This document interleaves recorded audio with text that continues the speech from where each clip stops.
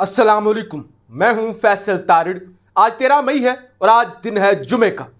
खान एक एक करके तमाम शहर, तमाम ज़िले, तमाम इलाके, तमाम सूबे, पूरा मुल्क फतह करता जा रहा है।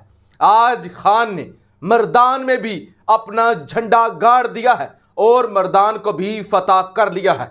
आज एक बड़े अरसे के बाद खान की तकरीर एक अजीब नोहियत की थी, एक अजीब तरह का लहजा था। यानी आज जब मैं खान साहब की तकरीर सुन रहा था तो मुझे ये लग रहा था जैसे कायदे आज़म मोहम्मद अली जिन्नाह स्टेज पर खड़े हों और वो तकरीर कर रहे हों।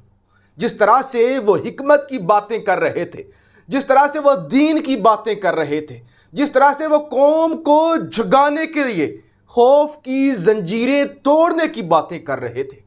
और आज आपने पता नहीं नोट किया है या नहीं किया, आज पहली दफ़ा खान ने लफ्ज़ इनकलाब इस्तेमाल किया है कि मैं इस्लामाबाद में आपको इनकलाब के लिए बुला रहा हूं कि मुल्क के अंदर अब इस मुल्क को इनकलाब की ज़रूरत है।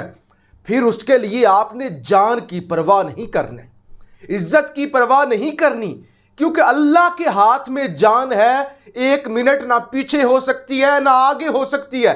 जहां पे लिखी हुई है, खान साहब कहते हैं, वहां पर आ जानी है। और जिन लोगों को अल्लाह खौफ से आज़ाद कर देता है वो दुनिया के अजीम इंसान बन जाते हैं। ये खान साहब का कहना था। और खान साहब ने कहा नहीं डरना, नहीं डरना।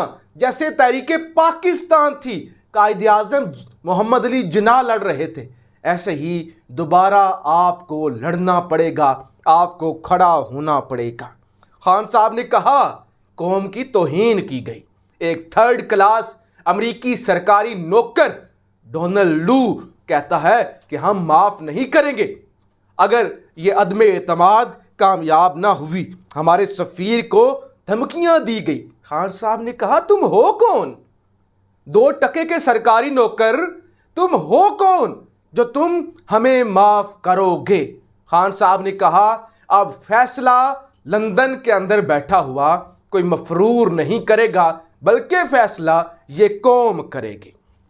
इसके अलावा खान साहब ने कहा कि कोई जर्नैल तब तक बड़ा जनरल नहीं बन सकता जब तक उसके अंदर से खौफ ख़त्म नहीं होता। और तमाम सरकारी मुलाजमों से, चाहे वो पुलिस में हैं, चाहे वो फौजी हैं, उनसे ये कहना चाहता हूँ खड़े हो जाएं, रिस्क देने वाली अल्लाह की ज़ात है। अच्छा जी, खान साहब ने कहा इन तमाम लोगों ने मेरी इज्जत कम करने की कोशिश की, मीडिया और सोशल मीडिया पर मेरे खिलाफ कैंपेन्स चलाई, लेकिन आज लोग मेरे साथ खड़े हैं। आज मर्दान के लोग मुझे इज्जत देने आए हैं। तो देख लो, तुम तो इज्जत कम करने में लगे हुए थे, लेकिन अल्लाह ने मुझे इज्जत दी।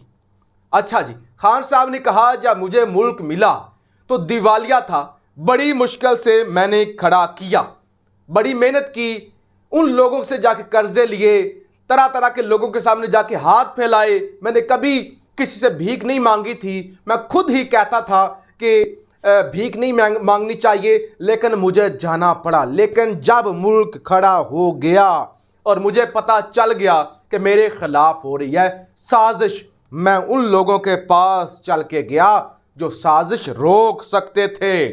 मैंने शौकत तरीन को भी भेजा कि इन्हें बताओ जो अपने आप को न्यूट्रल कहते हैं, इन्हें बताओ कि मुल्क का क्या हाल हो जाएगा जो अपने आप को न्यूट्रल कहते हैं। लेकिन मुझे अफसोस है कि मैं उन लोगों को नहीं रोक सका। वो लोग इस साजिश को नाकाम नहीं बना सके, बल्कि वो न्यूट्रल हो गए। किस ने साजिश की है? एक एक मीर जाफर की मुझे शक्ल याद है, एक एक मीर जाफर का चेहरा मेरे सामने है। ये खान साहब का कहना था। और अब खान साहब कहते हैं कि हमने इनकलाब लाना है, आज़ादी हासिल करनी है। मैं आपको इस्लामाबाद बुलाऊंगा, लेकिन इस्लामाबाद आने से पहले खौफ की जंजीरें तोड़ कर आना। चीफ जस्टिस साहब से उन्होंने गुजारिश की कि आपको सदर पाकिस्तान की जानब से एक ख़त लिखा गया है, आप फौरी तौर पे एक कमीशन बनाएं جس کے اندر پتہ چلے کہ کون کون سازش کرنے والوں کے ساتھ کھڑا تھا، کس نے سازش کی۔ اوپن ہیئرنگ ہونی چاہیے، پورے ملک کو اس کا پتہ لگنا چاہیے۔ اب خان صاحب نے کہا بلاول امریکہ جا رہا ہے، مگر ان کی جرت نہیں ہوگی، کیونکہ امریکی کہتے ہیں کہ دنیا میں کوئی لنچ بھی فری نہیں ہوتا، ہر چیز کسی مطلب اور غرض کے لیے ہوتی ہے۔ تو خان صاحب نے کہا بلاول تو جا رہا ہے، لیکن بلاول جا کے امریکہ کو یہ نہیں بتا سکے گا کہ ہمیں روس سے 30% کم قیمت پر تیل مل رہا تھا، گندم مل رہی تھی۔ ان کی جرت ہی نہیں ہے، نہ یہ کر سکیں گے، کیونکہ ان کے آقا جو ہیں وہ اس سے خوش نہیں ہوں گے۔ خان صاحب نے ایک اور بات کی، اب یہ یوکرین اور روس کی جنگ میں روس کے خلاف بیانات دیں گے۔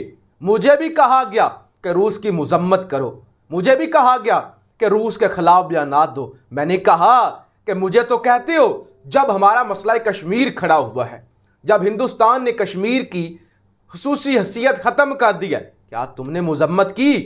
کیا تم مودی کے خلاف کھڑے ہوئے؟ کیا جو اسرائیل فلسطینیوں کے ساتھ ظلم کر رہا ہے، کیا تم نے اسرائیل کی مذمت کی؟ کیا تم اسرائیل کے خلاف کھڑے ہوئے؟ تو ہم کوئی غلام ہیں کہ جو تم کہتے پھرو گے ہم وہ کر لیں گے۔ اچھا جی، چیف الیکشن کمشنر کو بھی خان صاحب نے مخاطب کیا۔ خان صاحب نے کہا کہ صاف اور شفاف الیکشن یہ چیف الیکشن کمشنر نہیں کرا سکتا، اس کے سامنے لوٹوں کا کیس گیا۔ اسے کہا گیا کہ یہ لوٹے ہوئے ہیں اور دن دہاڑے ہوئے ہیں، پورے ملک کو پتہ بھی ہے کہ کون کون لوٹا ہے، لیکن اس نے انہیں سزا نہیں دی، اس نے ان کو نائل نہیں کیا، اس نے ان کی رکنیت معطل نہیں کی۔ یہ کہتا ہے قانون، اس طرح سے قانون کا مسئلہ ہے، ایسا قانون ہے، ایسا قانون نہیں ہے۔ خان صاحب نے کہا الیکشن کمشنر سنو، یہ قانون کا مسئلہ نہیں ہے، یہ اخلاقیات کا مسئلہ ہے، میرے ملک کی اخلاقیات تباہ ہو رہی ہیں۔ تو آج خان صاحب کافی غصے کے اندر تھے، انہوں نے کہا مجھے بھی کہا جاتا ہے کہ آپ کی جان کو خطرہ ہے، مجھے بھی کہا جاتا ہے کہ اپنی حفاظت کیا کریں، لیکن مجھے کوئی خوف نہیں ہے۔ اچھا جی، یہ تو خان صاحب اب اسٹیبلشمنٹ پر پریشر بڑھاتے ہوئے نظر آ رہے ہیں۔ جیسے جیسے لانگ مارچ کا وقت قریب آتا جا رہا ہے، خان صاحب نے اپنی حکمت عملی تبدیل کر دی ہے اور وہ مزید جارحانہ کھیلتے جا رہے ہیں، اور یقیناً اسٹیبلشمنٹ پر اس کا پریشر بھی ضرور ہوگا کہ خان صاحب کھلم کھلا، لاکھوں کی تعداد میں لوگ ہوتے ہیں ان کے سامنے اور پورے ملک کے اندر اور پھر انٹرنیشنل میڈیا پر یہ سب کچھ چل رہا ہوتا ہے کہ معیشت کا یہ برا حال ہے، تو میں نے نیوٹرلز کو کہا، یعنی اسٹیبلشمنٹ کو یہ کہا کہ معیشت تباہ ہو جائے گی، میں نے بڑی مشکل سے ملک کھڑا کیا ہے، لیکن وہ نیوٹرل ہو گئے، انہوں نے پرواہ نہیں کی۔ تو آج اس مہنگائی کے وہ بھی ذمہ دار ہیں۔ اب جناب شہباز شریف جو اس وقت لندن کے اندر موجود ہے اور سہما ہوا ہے، ڈرا ہوا ہے، اور مفرور بھی وہاں پہ سہما ہوا ہے کہ ہو کیا ہے، ہمیں تو لینے کے دینے پڑ گئے ہیں، اب تو انقلاب آ رہا ہے، اب تو ہماری سیاست کا بیڑا غرق ہو گیا۔ اور یہ بڑے عجیب لوگ ہیں، ان کو ووٹ نہ ملے، یعنی یہ ووٹ اپنی جاگیر سمجھتے ہیں، یہ سمجھتے ہیں یہ حکومت میں نہیں ہے، یہ حکومت میں نہیں آ رہے تو پھر اس کا مطلب یہ کسی اور کو حکومت کا حق ہی نہیں ہے۔ جیسے انہوں نے عمران خان کے خلاف کہا سلیکٹڈ ہے، سلیکٹڈ ہے، سلیکٹڈ ہے، یعنی یہ سمجھتے کہ یہی ایک نایاب نسل بنی ہے، ان کو سرخاب کے پر لگے ہوئے ہیں، یہی حکومت میں آ سکتے ہیں، اور کوئی آ جائے تو وہ ناجائز ہے۔ تو آج انہوں نے اپنی حکومت بچانے کے لیے یعنی الیکشن سے بھاگ رہے ہیں، تو اب ظاہر ہے ملک تو چلانا ہے، مہنگائی ہو رہی ہے، اس وقت دیوالیہ نکل چکا ہے، تباہی ہی تباہی آتی جا رہی ہے۔ تو اب پیٹرول کی سمری اوگرا کی جانب سے بھیجی جا چکی ہے، اس سمری کے اندر 21 روپے سے زائد پیٹرول مہنگا کیا جائے گا اور 51 روپیز ڈیزل کی قیمت کے اندر اضافہ کیا جا رہا ہے۔ اب ہو سکتا ہے ڈیزل کی قیمت میں یہ 30 روپے کر دیں کہ پیٹرول شروع میں 15 روپے بڑھائیں، بعد میں آہستہ آہستہ انکریز کرتے جائیں، ایک ہی دفعہ یہ 20 سے 22 روپے اضافہ نہیں کریں گے، لیکن اضافہ ضرور انہوں نے کرنا ہے کیونکہ IMF سے مذاکرات کرنے ہیں۔ یہی وہ غلطی ہے جو شہباز شریف کو لے ڈوبے گی، پہلے ہی کمزور، بیساکھیوں پر عوام کا غصہ، عوام اس چیز کو ڈائجسٹ نہیں کر پا رہی، اس ناجائز، اس جعلی، اس امریکی حکومت کو، اوپر سے جب یہ ظلم کر دے گا گرمی کے مہینے میں اور اتنی مہنگائی کے عالم میں مزید مہنگائی ہوگی، تو یہ شہباز شریف کی سب سے بڑی غلطی ہوگی جو شہباز شریف اس وقت کرنے جا رہے ہیں۔ اپنی رائے کا اظہار ضرور کیجیے گا۔ پاکستان زندہ باد.